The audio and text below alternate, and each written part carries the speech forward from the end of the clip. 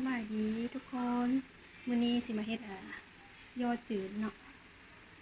คุณสามีอยากกินก็เลยว่าสิเฮ็ดยอจืดอันนี้ก็แคนยอจืดปอเปี๊ยะเฮ็ดได้หลายอย่างตัวนี้จะมีไว้ร่อนเครอทอันนี้นี่ซีนหมูพอแล้วกะหล่ำปี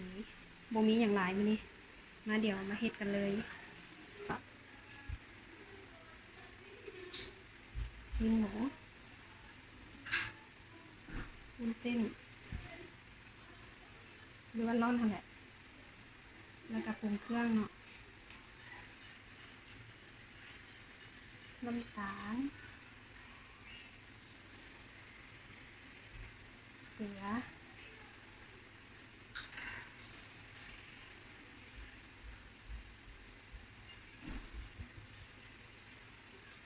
คล้ายๆคือรสดีของเขาแหละแต่อันนี้มันเป็นน้ำแบบ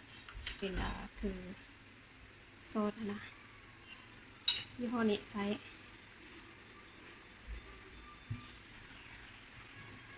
มันหอยน้อยนึง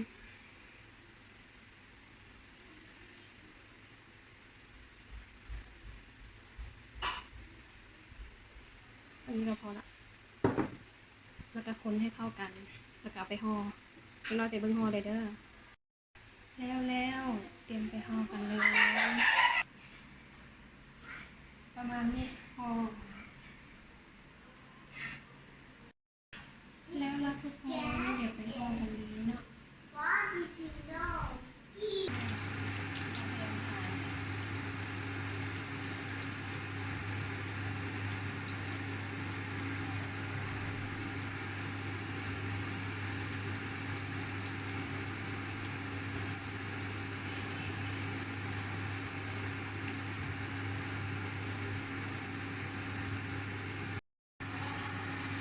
กาบมะเขือนะคะ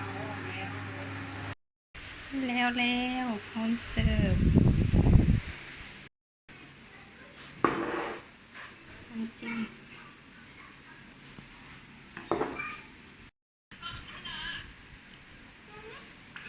Ona.